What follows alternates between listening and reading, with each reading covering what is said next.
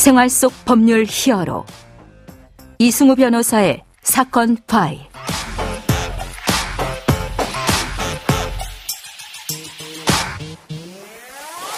안녕하세요. 사건 파일 이승우 변호사입니다.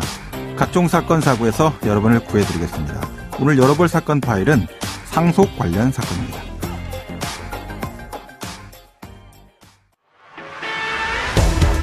우리나라에는 유류분 제도라는 게 있죠. 사람이 숨지면 그 재산을 배우자나 자녀들에게 일정 부분 나눠주도록 법으로 보장하고 있는데요. 그런데 사실상 연락을 끊고 남처럼 살던 가족들도 유산을 나눠 갖는 게 맞는지 논란이 계속돼 왔습니다. 이 사건 파일 오늘 주제는 유류분 반환 청구 소송입니다. 이게 도입 때도 논란이 상당히 있었던 제도인데요.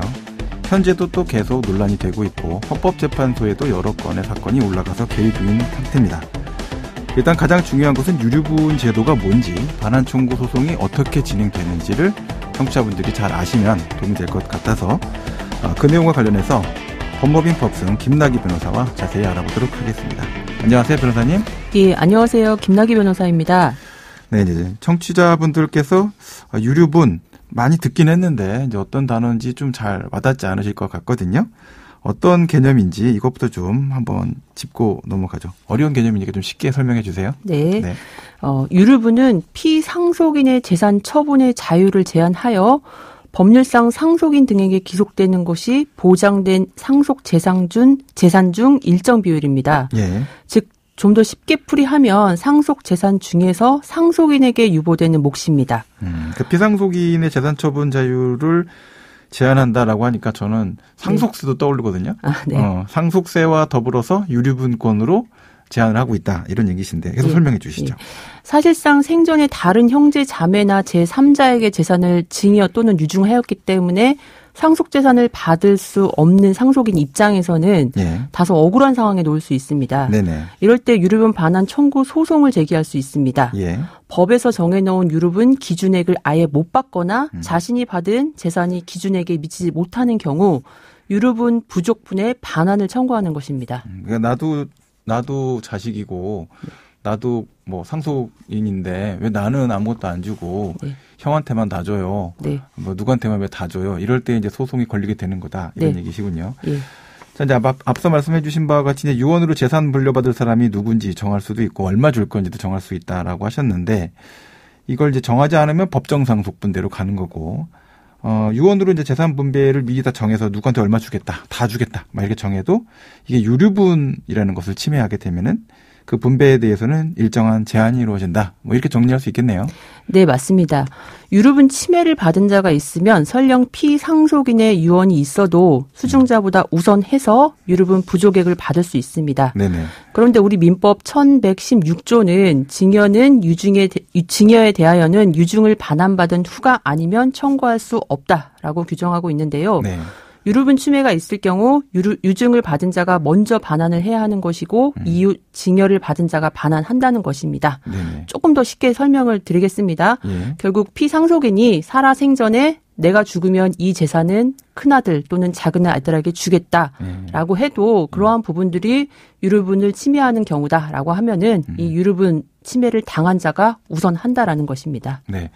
생전에 주신 돈은 이제 보통 우리가 증여다 이렇게 부르고 돌아가실 때 돌아가시면서 주는 돈은 유증이다 이렇게 표현하는데 일단 이제 재산 분배에 대해서 화가 난 상속인이 유류분 반환 청구 소송을 제기하는 거 아닙니까? 네.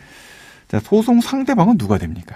예, 법상 유류분권자는 직계 비속, 배우자, 직계 존속, 형제자매입니다. 네네. 통상 유류분 반환 청구 소송의 당사자들은 형제 자매들이 각각 원고가 되는 경우가 많습니다. 다른 형제에게 생전에 더 많이 증여된 재산을 문제 삼는 것이죠. 네네. 그리고 유류분은 상속분을 전제로 한 것입니다. 따라서 상속 개시 후에 일정 기간 내에 적법하게 상속 포기 신고를 해서 상속 포기를 했다 하면은 유류분 반환 청구권은 당연히 소멸을 하고 따라서 상속 포기자는 유류분 반환 청구를 할 수 없습니다. 그리고 유류분 반환 청구의 상대방은 다른 상속인, 수유자, 상속 개시 전 1년 이내에 징여를 받은 제3자입니다. 네네. 다만 상속 개시 전 징여를 받은 자가 유류분 침해 사실을 알고 징여를 받은 것이다라고 하면 상속 개시 전 1년 이후에 징여를 받은 재산에 대해서도 유류분 반환 청구 소송을 당할 수 있습니다.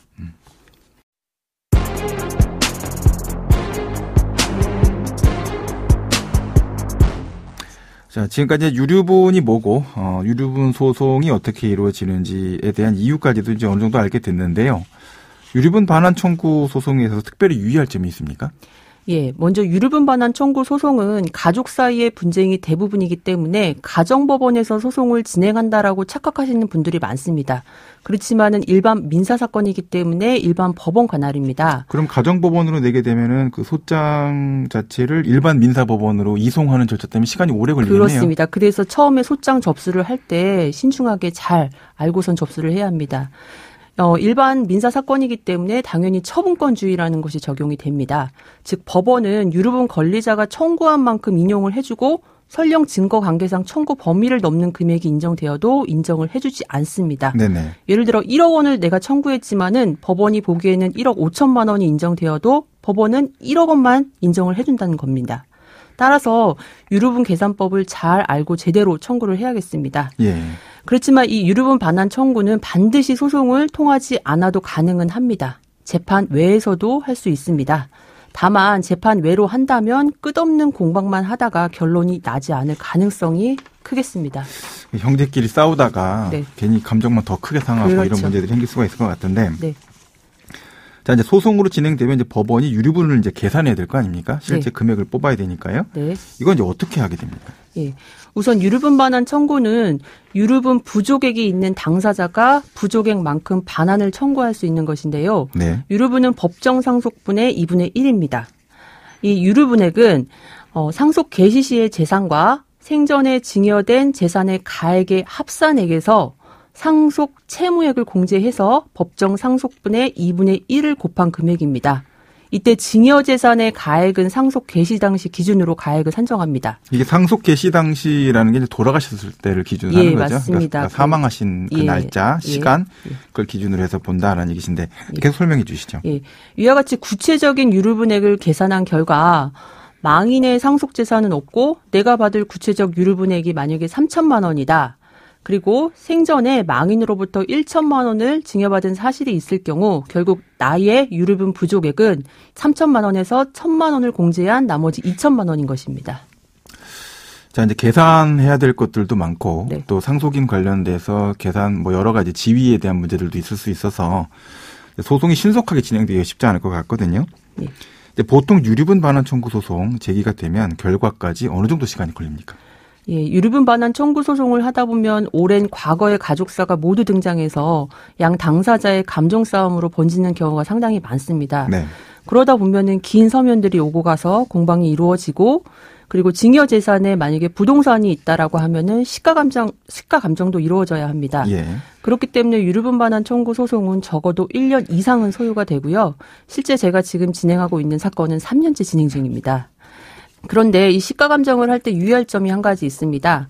상속 개시 당시에 시가만 감정 신청을 하는 경우가 많은데 원몰 반환이 불가능해서 가액 반환을 명하는 경우 사실심 변론 종결시를 기준으로 가액을 산정하게 되어 있습니다. 따라서 상속 개시 시와 변론 종결시 시가 감정을 모두 해야 하고 만약에 그렇지 않다라고 하면은 감정을 2번 해야 하는 불상사가 발생해서 소송은 더욱더 장기화될 수 있습니다. 이렇게 얘기를 드리면 아마 청취자분들은 뭐 사실심 변론이 뭐 어쩌고 저쩌고 이게 이해가 안 되실 텐데 네. 상속 개시 돌아가신 시점이 예를 들어서 한 2019년이다. 예. 그리고 만약에 사실심 변론 종결 시 이게 2024년도 1월 달이다. 이제 계산해 보시면 부동산 가격이 얼마나 크게 변동했는지 아실 거예요. 예. 그러니까 그런 가격 변동과 관련된 변화가 생긴 것을 확인하지 못하면 결국은 두 시가 감정이 없어서 한 개를 더 해야 되니까 재판을 뭐 몇 개월 더 해야 된다. 이런 얘기가 된다. 이런 그렇죠. 얘기입니다. 이런 부분들은 이제 변호사가 반드시 알고 챙겨가야 하는 부분. 꼭 체크해야 될 부분이다라는 거죠.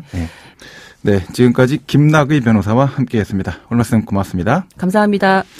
생활 속 법률 히어로 이승우 변호사였습니다. 내일도 사건에서 여러분들을 구해드릴 사건 파일 함께 하겠습니다.